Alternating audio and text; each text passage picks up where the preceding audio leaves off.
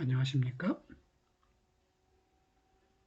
이 시간은 파손 가능성과 파멸 가능성의 구분으로부터 시작하겠습니다. 파손 가능성이라는 말은 corruptibility라고 쓰고요. 파멸 가능성은 destructibility라고 하는데요. 용어를 구분해서 질성이 사용하고 있습니다. 파손 가능성은 실체적으로 복합적인 존재들의 본질에 속한 것인데 바로 그것들의 복합이 해체의 가능성을 수반하고 그래서 그들을 파손 가능적이게 하기 때문이다. 복합체가 해체되는 것을 파손이라고 보았네요. 그럼 복합적 실체들은 파손 가능성을 갖게 됩니다.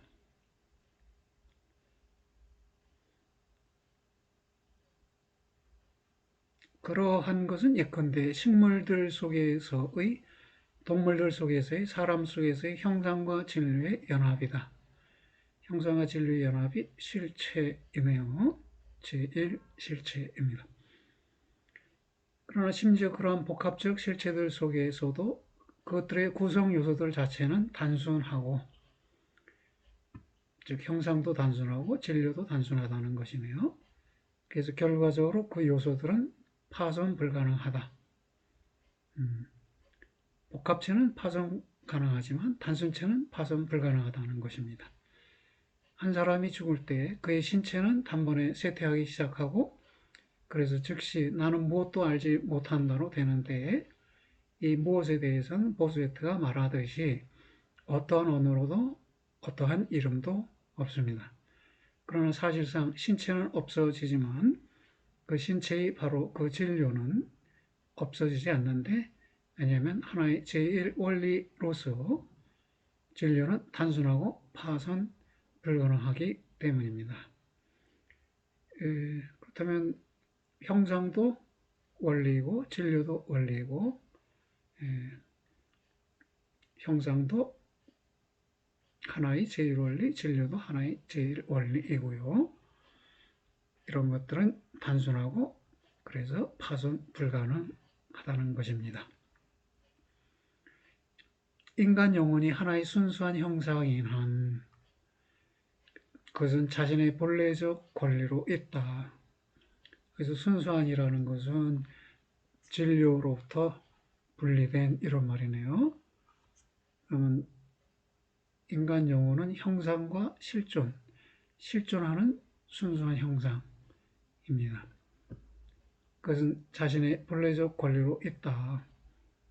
신에 의해 실존이 부여된 이상 그 이후부터는 자신의 본래적 권리로 있다는 것입니다. 인간 영혼은 어떠한 존속하는 형상이라도 있듯이 그렇게 있는데 왜냐하면 그것이 있기를 중단하기 위해서는 그것이 하나의 형상이기를 중단해야만 하기 때문이다.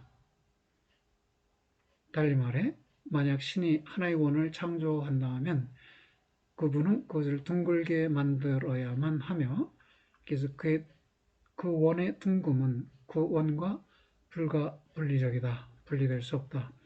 그렇게 역시 만약 신이 하나의 인간 영혼을 창조한다면 그는 하나의 존재를 창조하고 즉 실존하는 영혼, 실존하는 형상으로서의 인간 영혼을 창조하고 그래서 그거는 하나의 단순한 정신적 형상이기 때문에 그것 속에 끼어드는 어떠한 해체 이유도 없다. 적어도 그것의 실체가 관련되어 있는 한 여기서는 제2실체의 의미겠지요. 형상으로서의 실체이고요. 그런 안에서 영혼은 자신의 실존을 이룰 수가 없다. 즉 영혼 불멸을 설명한 셈이네요.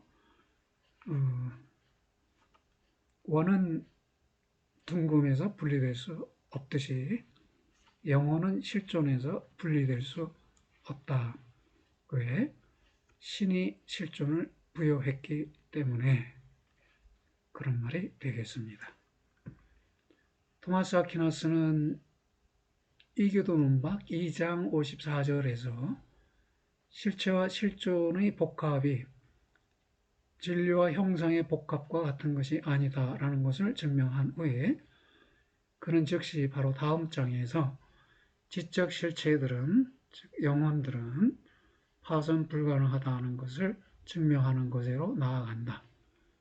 그리고 두 개의 진술은 모두 참인데, 왜냐하면 심지어 단순한 실체들, 즉 순수한 영혼, 곧 진리 없이 실존하는 형상조차도 실존적으로 파멸될 수 있지만 can be destroyed, 그러나 그것들은 실체적으로는 파손될 수 없기 때문이다. 여기서 파멸은 실존의 제거를 의미하네요. 파손은 복합의 해체를 의미하고요. 사람은 영속적으로 있지 않고, 주어가 사람입니다. 영혼이 아니라 사람이고요. 바로 그 이유는 있다는 것이 사람에게 있어서는 견딘다는 것이기 때문이지만, 그러나 사람 안에는 영속하는 두 가지, 곧 그의 신체의 진료와 그의 영혼이 있고, 바로 그 이유는 이것들은 이것들 자체로 취해졌을 때 견디지 않고 있기 때문이다.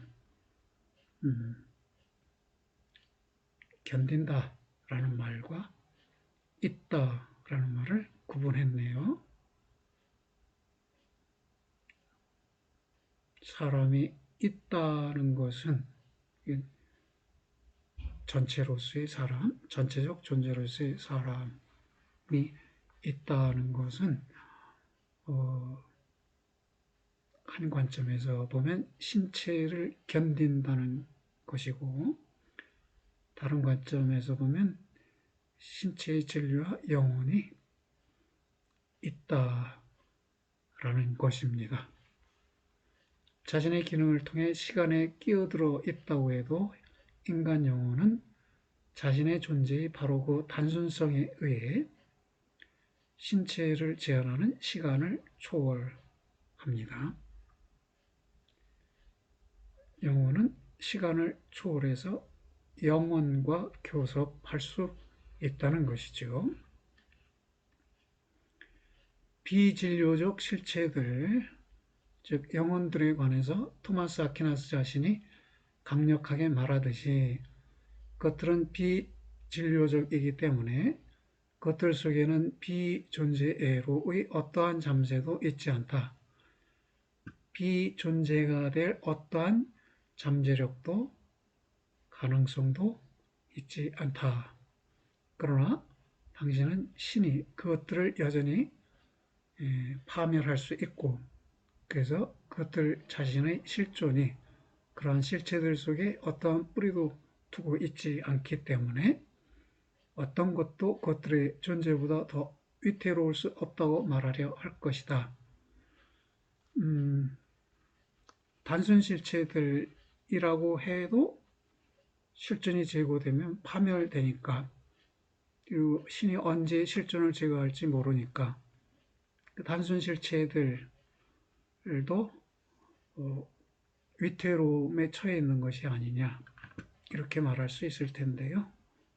토마스 아퀴나스의 마음속에서는 그렇지 않았다는 것이에요. 그 이유는 만약 우리가 단순한 실체들이 현실적으로 있는 그대로 그것들을 바라본다면 그것들이 지속하도록 만들어졌다는 점은 분명하기 때문이다. 하나의 실체 속에서 비존재애로의 잠재가 없다는 것은, 즉 무애로 향한 가능성이 없다는 것은 하나의 원 속에 둥글지 않은 애로의 잠재가 없다는 것과 마찬가지이다 라는 것입니다. 그래서요, 사실상 사람들은 죽지만 그러나 그들은 무로 환원되지 않는데 왜냐하면 바로 그들의 신체들의 진료는 이미 어떤 새로운 실체의 복합에 끼어들면서 여전히 남아있고, 그리고 그들의 영혼들에 관해서 보자면 그것들은 그것들 자체에 있어서 존속하기 때문에 무한히 계속할 것이기 때문이다.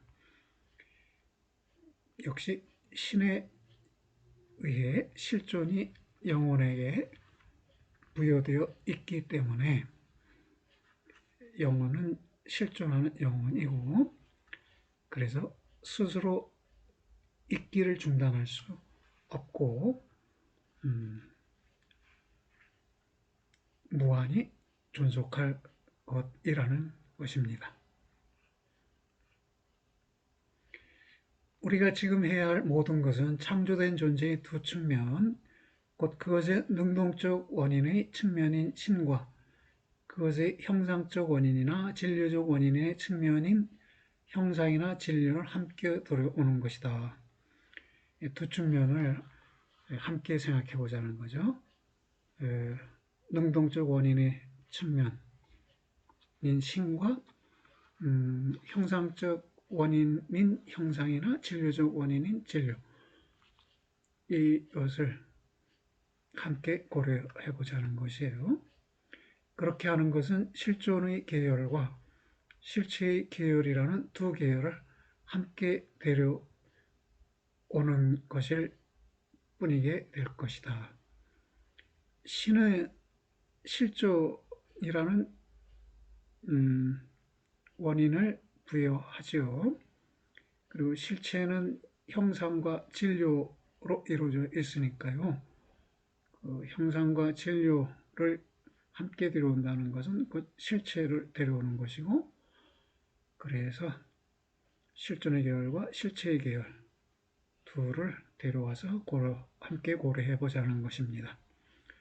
실존은 사물들을 파손 가능하거나 파손 불가능한 것이게끔 하는 것이 아니라 사물들을 파손 가능한 실존자들이거나 파손 불가능한 실존자들이게끔 하는 것이다. 다른 한편으로 실체는 사물들을 실존하게 하는 것이 아니라, 만약 그 실체가 복합적이라면 파손 가능하게 실존하게 하고, 만약 그 실체가 단순하다면 파손 불가능하게 실존하게 하는 것이 실체라는 것입니다. 파손 가능한과 파손 불가능한은 본질적인 수로들인데, 왜냐하면 그것들은 형상적인 원리나 진료적인 원리로 취해진 본질 자체를 다루는 것 뒤따르기 때문이고, 그러네요. 형상과 진리 복합이냐, 복합되지 아닌 단순한 실체이냐에 관련된 것이기 때문에, 그래서 형상적 원리나 진료적 원리로 취해진 본질 자체, 좀 애매하지요, 표현이. 하여튼 이 표현은 진료적 원리도 형상이고 형상적 원리도 형상이다, 이렇게 본 것이네요. 진료를 한정하는 것이 본질이고요. 알려진 것으로서의 형상이 본질이고요. 그래서 본질이 형상적 원리이자 진료적 원리라고 했고요.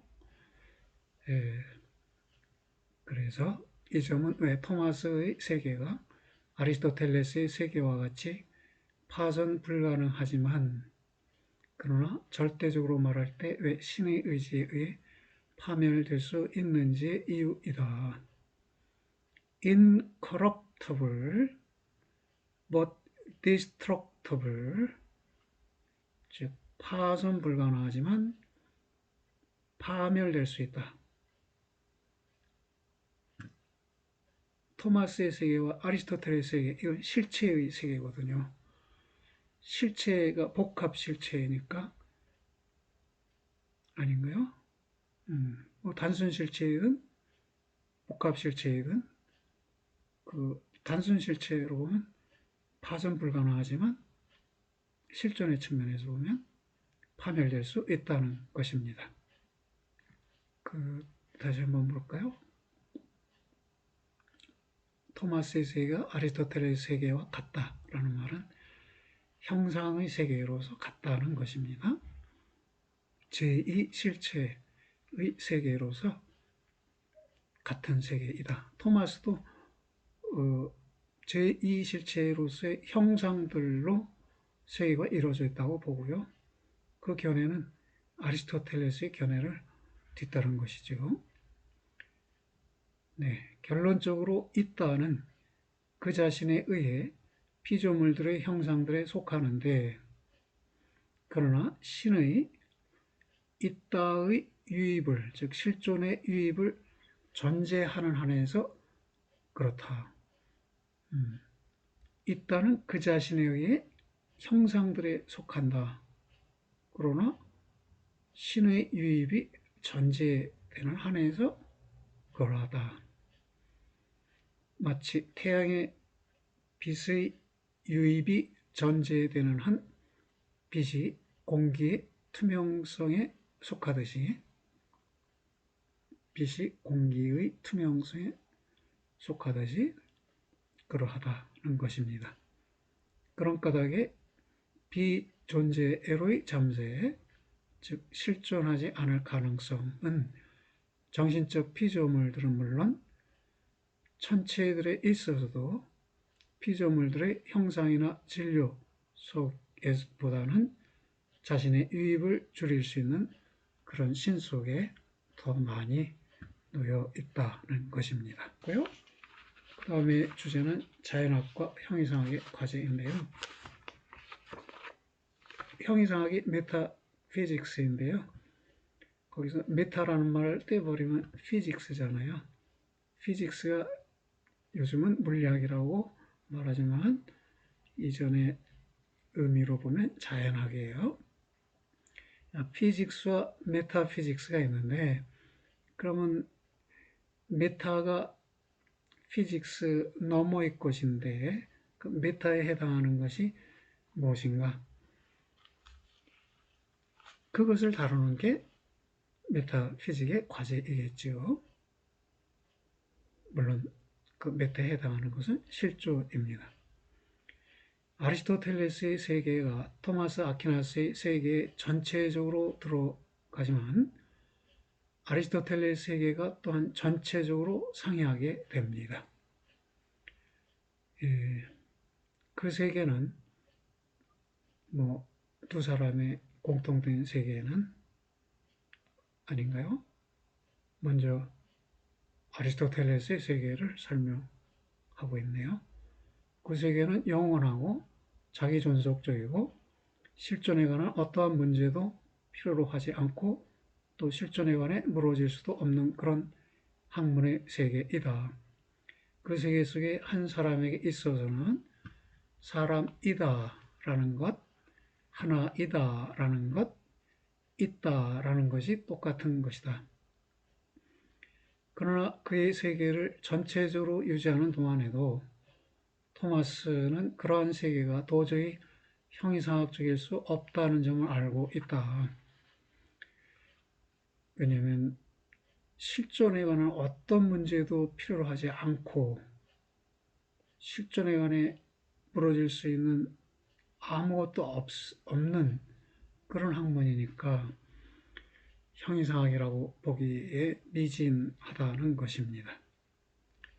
자연학은 그것 속에서 실존이 당연하게 여겨지는 그런 실체적 실제의 질서이다. 실존이 더 이상 당연하게 여겨지지 않자마자, 즉 실존이 문제시 되자마자 형이상학이 시작. 아리스토텔레스의 철학 속에서 자연학은 모든 본성들을 곧 자신들 자체 속에 자신들의 변화 및 자신들의 기능들의 원리를 갖고 있는 존재들을 다루는 일을 담당한다. 예, 다른 말로 하면 실체들이죠. 실체들인데 실존을 지닌 본질들, 달리 말할게요. 잘못 말했습니다. 진료를 지닌 본질들이 본성들이고요. 아리스토텔레스에게 있어서. 그래서 이 진료를 지닌 본성들은 자기 안의 변화와 기능을 그것들의 원리를 갖고 있어요. 불변적인 참된 존재들에 관해서 보자면 그것들은 그것들 자신의 불변성의 도구로 형이상학의 질서를 구성한다. 토마스 아퀴나스의 새로운 철학 속에서 심지어 불변적 존재들조차도 여전히 본성들로 남고 그래서 그것들을 다루는 일은 자연 철학의 범위 속에 할당된다. 불변적인 존재들, 형상들이죠. 형상들을 다루는 것, 제2실체들을 다루는 것, 그것은 자연 철학에 해당한다는 게 토마스가 보기에 아리스토텔레스에게선 형이상학의 탐구 대상이었지만요. 토마스 아퀴나스에게 있어서 초자연적 존재들은 일정한 부류의 실체들과 더불어 시작되지 않는다. 복합적인 실체들이 본성들이라는 바로 그 이유 때문에 오직 그러한 실체들 너머에 있는 것만이 초자연적, 슈퍼내추럴이라는 말은 메타피지컬이라는 말 대신에 도입된 용어이겠네요. 실체들 너머에 있는 것만이 초자연적이라고 말해줄 수 있다. 그러나 자연적인 것이 끝나고 형이상학적인 것, 즉 초자연적인 것이 시작되는 곳인 이러한 복합적 실체들 내부에서조차도 그리고 본성 자신의 실존 이외에는 다른 어떤 것도 본성 너머에 있지 않기 때문에 형이상학은 실존의 고찰과 더불어 시작된다. 간단히 말해 토미즘의 형이상학은 자신의 본래적인 권리로 실존적이다. 그렇죠?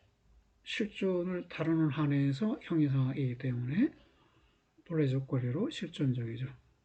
그러나 이 토미즘 철학을 실존주의라고 부를 수는 없는데 만약 우리가 그 철학은 실존주의라는 낱말이 그렇게 이해되어야만 하는 바 그대로의 실존주의라고 말하기를 서로 하지 않는다면 적어도 오늘날 이해되고 있는 낱말로서의 실존주의는 아니다. 그러니까 토미즘 철학을 실존주의의 전형으로 간주한다면 실존주의라고 말할 수도 있지만 오늘날 이야기되는 실존주의와는 다르다는 것이죠. 왜냐하면 토미즘 철학에서 실존만이 아니라 본질, 진료가 함께 논의되니까 즉 진료와 형상과 실존을 모두 갖춘 존재를 논의하니까 토미즘 철학은 존재, 형이상 이렇게 말하는 것이 가장 적합하다는 것이에요. 물론 실존을 강조했다는 점에서 실존주의라고 부를 수도 있겠지만 그렇게 불렀을 때 토미즘 철학이 오해될 여지가 있다는 것입니다. 이컨대 키에르케고르 및 모든 그의 현대적 추종자들의 오류는 시간 속의 실존을 실존 그 자체로 잘못 간주했다는 것이 되어왔다. 왜냐하면 시간 속에서 지속한다는 것이 사실상 실존한다는 것이고 시간적 실존이 우리에게 있어서는 실존의 매우 분명한 양상이지만 그러나 사람은 시간 속에서만 실존하지 않고 적어도 그가 바로 지금 그 자신의 영원성과 교섭하고 있는 한 그는 역시 시간을 초월하기 때문이다. 그가 그렇게 하는 것은, 사람이 그렇게 하는 것은 그가 하나의 지적 실체인 한에서인데, 영혼인 한에서 영혼인 한에서 영원성과 교섭한다는 것입니다. 이 지적 실체 그 자체는 진리와 죽을 운명을 모두 초월한다. 모탈리티라고 그러나요? 가사성이라고도 번역되곤 하는데, 불멸성은 immotality, 가멸성은 mortality, 그것을 죽을 운명이라고 여기서 번역했습니다. 그래서 이 점은 왜 사람이 시간적 실존에 관여되어 있음에도 불구하고 객관적인 진, 선, 미와 같은 영원한 것들을 자연스럽게 다룬다는 사실에 있어서 어떤 불미스러운 것도 없고 혹은 심지어 어떤 역설적인 것조차도 없는지 이유이다. 왜냐하면 사실상 그러한 대상들은 영구히 지속하는 주체들의 영원성의 덕분으로, 즉 지적 실체들, 달리 말해 영혼의 영원성의 덕분으로 자신들의 영원성을 얻기 때문인데, 사람 자신은 그러한 주체들 중에 하나이다. 영원성이 아니라 시간이 문제인데, 왜냐하면 시간은 사람 자신의 영원성을 끊임없이 중단시키는 것이기 때문이다. 그래서 지나가는 시간 자체를, 사라지는 시간 자체를 자신의 영원성을 성취하기 위한 수단으로 사용하는 것이 중요하다고 모든 철학자들이 말하고 있는 것입니다. 만약 신의 모든 작품들이 거기에 머물러 있다는 것이 참이라면, 이 전도서에서 나온 내용을 설명한 것이네요. 한 구절에서 나는 하나님이 만드신 모든 작품들이 영구히 연속한다고 배웠습니다. 라고 되어 있는데요. 만약 그렇다면 우리들 각자는 이미 우리들 각자에 못지않게 우리 못지않게 영원한 존재들에 의해 모든 측면들에 둘러싸인 채 각자의 영원성 한가운데 있는 것이다. 세계를 점차적으로 쇠퇴하고 닳아버리는 존재들의 영역으로 보는 현대의 세계관은 단지 현실적으로 실제인 무엇, 즉 형상, 영혼과는 반대의 것만을 나타낸다. 그 세계관은 최소한 현실적 존재가 현실적 실존을 수반하는 한 실제를 저버리는 것인데, 왜냐하면 사실상 없어진다는 것이 아니라 영구히 있다는 것이 실존한다는 것이기 때문이다. 영구히 있다는 것이 실존한다는 것, 이것은 형상이나 영혼에게 적용되는 말이죠. 그러니까 실제들은, 즉 현실적 존재, 현실적 실존의 존재는 두 측면이 있죠. 그 복합 실체로서 파손되죠. 이 파손의 측면만을 현대의 세계관이 주목하고 있는데, 그 복합체를 구성하는 그 단순 실체들, 또 진료들, 이것들은 영구히 있는 것들이라는 점에서 이런 이야기가 가능하던 것입니다. 정리하자면 그 세계를 비관적으로 본다든가 회의적으로 볼 필요는 없다는 것이에요. 회의적으로 보이는 측면, 비관적으로 볼 만한 측면이 있지만 그 반대의 측면, 낙관적인 측면, 긍정적인 측면도 있다는 것입니다. 그 다음이 형이상학의 의, 토마스 형이상학의 의, 능동인과 형상인의 관계입니다. 형이상학에 대한 토미즘적 개혁이 갖는 전문적 결과는 테크니컬 리절트, 테크니컬이 기술적이라는 말이 있지만 전문적이라는 말도 있어요. 테크니컬이 스피킹 이렇게 하면 전문적으로 말해서 이런 말이에요. 교실에서 선생님들이 수업에 관련된 이야기를 설명할 때 내 수업에 관해서 전문적인 사항을 설명할게요 라고 말할 때 technically speaking 이라는 말을 사용합니다. 첫째로 그것은 능동적 인과성 efficient causality의 특수한 본성에 관한 명확한 이해를 가져왔다. 아리스토텔레스 철학 속에서 윤곽이 뚜렷한 능동인의 관념을 발견하기는 쉽지 않다.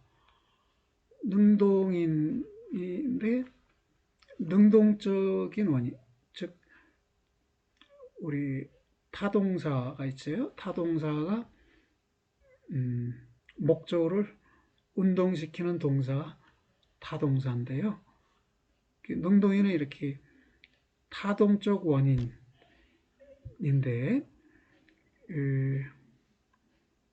아리스토텔레스에 있어서는 모든 운동이 능동인으로 간주되고 있어요.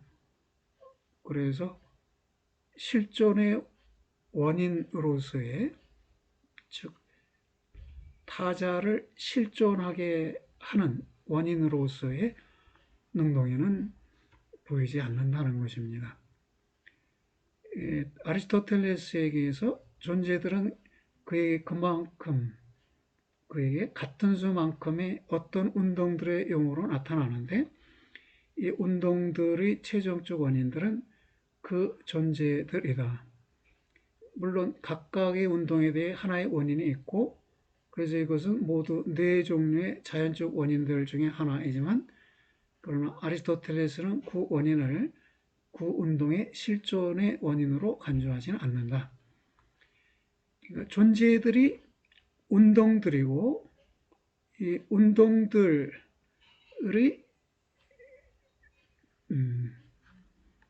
최종적 원인들도 역시 존재들이고요. 각각의 운동에 대해 하나의 원인이 있고 이것은 네 종류의 자연적 원인들 중에 하나이지만 즉 사원인 중에 하나 그 형상인, 목적인, 진리인, 운동인 그러나요? 능동인이라고 번역하기도 하고 운동이라고 번역하는데 그 넷 중에 하나일 뿐이라는 것이네요. 사실상 운동이 결코 시작되지도 중단되지도 않는다면 어떻게 그렇게 즉 실존의 원인으로 간주될 수 있었겠는가? 형상들은 계속 머물러 있죠. 불변적인 것이니까 형상들의 관점에서 보면 운동들은 시작되지도 않고 종식되지도 않는 것이네요. 그는 단순히 그것, 즉 운동의 실존의 원인을 이러저러한 개별적 운동의 기원으로 봅니다. 이 강아지가 삶의 운동을 시작하게 된 그 기원은 어미개인 것이죠. 그 어미개의 기원은 그 이전의 어미개이고요. 이러저러한 개별적 운동의 기원, 그것이 운동의 실존의 원인이다 라고 본다는 것이에요. 그렇다면 실존의 의미가 부각되어 있지는 않은 것이네요. 보편적 운동은 말하자면 존재로부터 존재로 끊임없이 전달되고 그래서 각각의 개별적 본성은 개별적 운동들의 출발점이 되고 그 운동들은 그들의 편에서 다른 개별적 존재들을 결과로 낳는다. 거꾸로 토마스 아퀴나스의 인과론 속에서 아리스토텔레스적인 운동시키는 원인들은 같은 수만큼의 능동인들이 되고 그래서 하나의 원인이 산출하는 것이 운동일 때조차도 그 원인은 현실적으로 운동을 있게끔 한다. 즉 운동의 실존을 야기시킨다는 것입니다. 그러한 경우들에 있어서 참으로 운동한다는 것은 하나의 능동적 인과성을 즉 실존의 원인을 발휘한다는 것이고 그 인과성의 결과는 운동이다. 그런 말이 되겠습니다. 형이상학에 대한 토미즘적 계획을 갖는 두 번째 규결은 능동적 인과성과 형상적 인과성. 다시 읽을까요? 형상적 인과성과 능동적 인과성이라는 두 계열 사이에 윤곽이 뚜렷한 구분을 도입하는 것이 되어 왔다. 현재 완료형으로 쓴 이유는요. 이 토미즘이 계속 전개되고 있으니까요. 토마스 아퀴나스의 사상이 새로 해석되고 교정되면서 발전해 오고 있으니까 현재 완료적 표현을 썼습니다. 형상적 인과성은 사물들을 그것들인 바의 무엇이게끔 하는 것이고 줄여 말해 형상인이에요. 형상인을 형상적 인과성 이렇게도 표현하네요. 그래서 어떤 면에서는 그것도 역시 사물들을 있게끔 하는데 왜냐하면 있기 위해서 모든 각각의 것들은 하나의 무엇이어야만 하기 때문이다. 재밌는 표현이죠. 형상인은 사물을 무엇이게끔 하는 것인데 무엇이다. 이게 무엇이다. 이게끔 하는 것인데 근데 무엇이다. 이어야만 즉 무엇이어야만 있게끔 할 수 있기 때문에 무엇이게끔 하는 것도 역시 있게끔 하는 것에 해당한다는 것입니다. 그러면 형상적 인과성도 능동적 인과성의 의미나 기능을 일부 갖고 있다는 것이네요. 그러나 능동적 인과성은 매우 다른 어떤 것이다. 그것은 존재들을 그것들인 바에 무엇이게끔 하지 않고 그것들을 있게끔 하는 것이다. 그런데 이렇게 구별되는 두 유형의 인과성의 관계는 다음과 같다. 첫째로 그것들은 서로에게서 연역될 수가 없다. 하나의 사물이 있다는 사실로부터는 그것이 무엇인지에 대한 어떠한 결론도 도출될 수 없고 마찬가지로 거꾸로 하나의 사물이 무엇인가에 대한 우리의 지식으로부터 그것의 현실적 실존에 관한 어떠한 추론도 올바로 연역될 수 없다. 즉 하나의 사물이 무엇인지에 대한 우리의 지식으로부터 그 사물이 현실적으로 실존하는지 안 하는지에 관한 어떠한 추론도 올바로 연역될 수 없다는 것입니다. 유니콘은 뿔이 하나인 동물이다 라는 지식으로부터 유니콘이 현실적으로 실존하는지 아닌지에 관한 어떠한 추론도 연역될 수 없겠죠. 좀 엉뚱한 예가 됐나요? 사람은 이성적 동물이다 라는 이 지식으로부터 사람이 실존하는지 여부에 대한 올바른 추론도 연역될 수 없다. 물론 그렇게 말할 수 있고요. 물론 여러분은 사람이 실존한다는 걸 경험상 알고 있기는 하지만 논리적으로 추론의 관계가 성립하지 않는다는 것입니다. 다른 한편으로 토마스 아퀴나스는 상이한 인과성의 계열들에 속하는 원인들이 호혜적인 reciprocal causality를 발휘할 수 있다는 아리스토텔레스의 원리를 유지한다. 이 경우에 있어서 능동적 인과성은 실체에게 실존적 존재를 줄 수 있고 마찬가지로 거꾸로 형상적 인과성은 현실적 실존에게 실체적 존재를 나눠줄 수 있다. 여기는 give라는 말을 쓰고 여기는 impart라는 말을 썼어요. 다양한 용어를 사용하면서 글을 작성하고 있는데요. 질성이요. 여기도 우리에게 흥미로운 편이 등장했습니다. 능동적 인과성은 실체에게 실존적 존재, existential being을 주고 형상적 인과성은 현실적 실존에게 실체적 존재, substantial being을 줄 수 있다 그랬습니다. 그러면 능동적 인과성이 실존에게 뭔가를 주고요. 아니죠. 잘못 말했어요.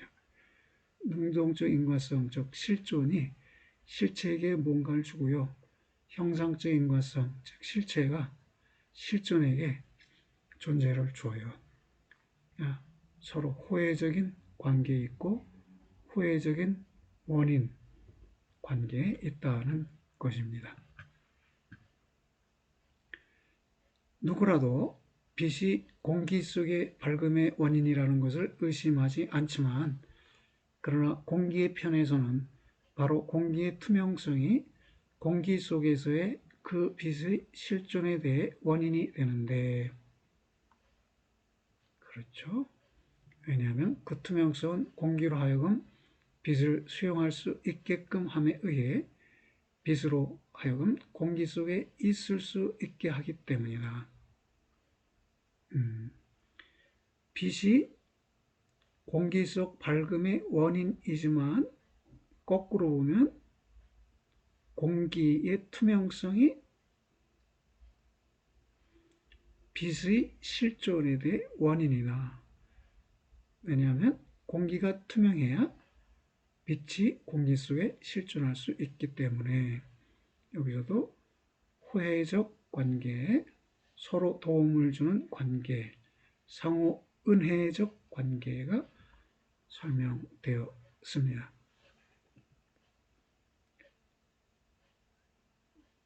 그래서 그러한 정도만큼 형상들은 실존 자체의 원인들이다. 형상들은 그것들이 실존할 수 있는 실체들의 형성에 대해 기여하는 전체적인 정도만큼 실존의 형상적 원인이다. 그러면 형상들은 실존의 형상적 원인이라면 실존은 형상들에 대해 실존적 원인이 되겠네요. 형상은 그래서 실체성의 계열 속에서 궁극적인 현실이다. 실존의 계열과 본질의 계열을 구분했을 때 본질의 계열, 다른 말로 실체의 계열, 또 다른 말로 실체성의 계열 속에서 형상은 궁극적 현실이다. 달리 말해 형상의 형상이라는 것은 없다. 그러니까 형상이 진료의 현실이죠. 진료에 대해서 현실이 되겠네요. 진료에 대한 현실이 형상이다. 결과적으로 우리가 있다나 이다를 하나의 형상의 덕으로 돌려야 한다고 해도 그것은 그 형상의 한 형상으로 간주될 수는 없다. 여기도 흥미로운 대목이에요. 있다나 이다를 형상의 덕으로 돌려야 한다. 형상 덕분에 실존이 있을 수 있다는 것이에요. 왜? 형상이 실존을 수용하거든요. 실존이 있을 곳이 있어야 하지요. 실존이 있을 곳이 형상이에요. 그래서 있다나 이다, 이거는 있다는 단적인 실존이고 이다는 실존의 방식인데요.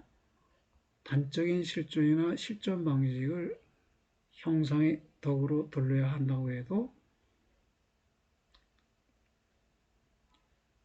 그것은 즉 있다를 실존을 그 형상의 한 형상으로 간주할 수는 없다. 형상은 자신이 그 속에 있는 주체에 대하여 참으로 존재의 원인이고 그래서 형상은 다른 형상의 덕으로 그런 것이 아니다. 이 주체에 대해서 형상적 원인이 되죠. 이 주체를 하나의 형상이게끔 하니까 존재의 원인이라고 불렀어요. 그래서 형상은 스스로 다른 형상의 덕으로 그런 것이 아니다.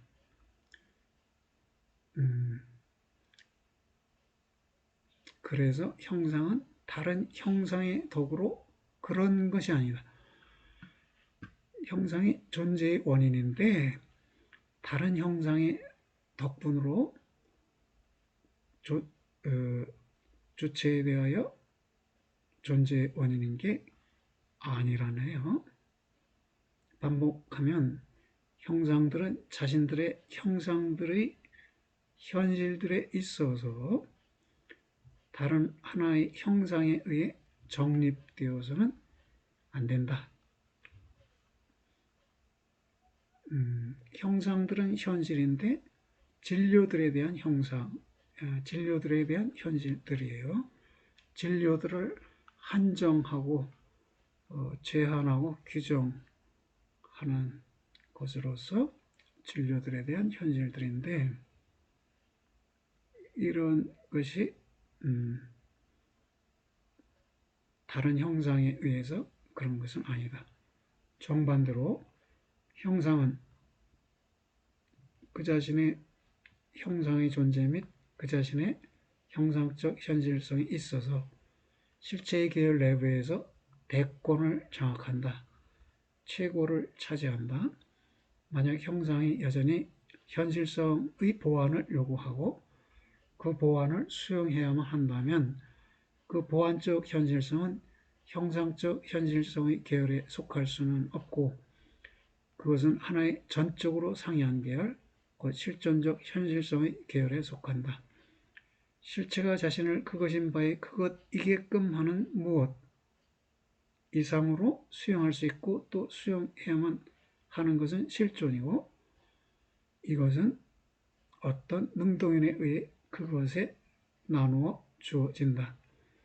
그렇게 실체가 그것을 통해 현실적으로 실존하는 그런 현실은 다른 현실에 부과될 수 있고 또 심지어 부과되어야만 하는데 그 다른 현실의 덕으로 실체의 형상이 실체를 하나의 실체이게끔 한다. 좀 난해하게 쓰여졌나요? 그러니까 형상의 현실이 있다는 것이에요. 그런데 실존의 현실도 있다는 것이에요. 그 둘은 구분된다는 것이에요. 형상의 현실은 실존의 현실이 아니에요. 그러니까 형상은 진료에 대한 현실이지만 실존은 형상에 대한 현실이에요. 그래서 형상이 스스로 현실이지만 실존이라는 현실을 부과받아야 해요. 왜? 그 다른 현실의 덕으로 실체의 형상이 실체를 하나의 실체이게끔 한다. 그 형상이 실존을 부여받아야만 형상의 역할을 한다는 것이에요. 즉 하나의 실체를 그 실체이도록 어떤 실체를 특정한 형상의 실체이도록 한다는 것입니다. 예, 토마스 아퀴나스 그가 몇 번이고 말한 것은 실존이 실존하는 사물 속에 있는 모든 것에 대하여 형상적이라는 것이다. 그런 경우들에 있어서 그가 의미한 것은 오해 가능한 표현이에요. 실존이 형상적이다 그랬어요. 왜 실존이 현실이라고 그랬는데 현실적이다라고 하지 않고 모든 것에 대해서 형상적이다라고 말하는가? 그런 경우들에 있어서 그가 의미한 것은 예비적으로 말해서 실존과 형상의 관계가 형상 자체와 진리의 관계가 같다는 것이다. 두 경우에 있어서 그 관계는 수용되는 것이 수용하는 것에 대해 갖는 관계이다. 그러면 수용되는 형상이 수용하는 진료에 대해 갖는 관계는 수용되는 실존이 수용하는 형상에 대해 갖는 관계와 같다. 그러므로 현실이 현실성의 쪽에 서 있고 잠재의 쪽에 서 있지 않는 그 정도만큼 실존은 본질에 대해 형상적으로 행세하고 형상적으로 작용하고 진료적으로 행세하지 않는다는 것은 참이다. 그러면 왜 토마스는 형상적이라는 말 대신 현실적이라는 말을 하지 않았는가? 그 단순한 이유는 비록 실존이 어떤 실존하는 실체의 최고의 현실성이라고 할지라도 그것은 그러한 실체 속에 있는 모든 것에 대한 현실이 아니기 때문이다. 즉 형상도 현실이고 실존만이 현실인 게 아니기 때문에 실존에 대해 현실적이라는 말을 쓰지 않고 형상적이라는 말을 썼다는 것입니다.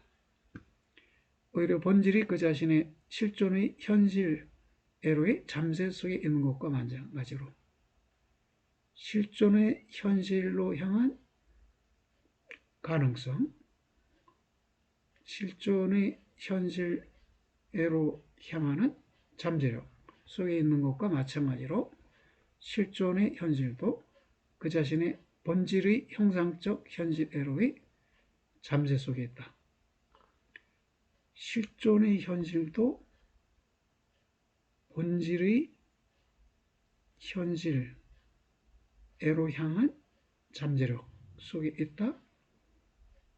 가능성 속에 있다. 그런 말이네요.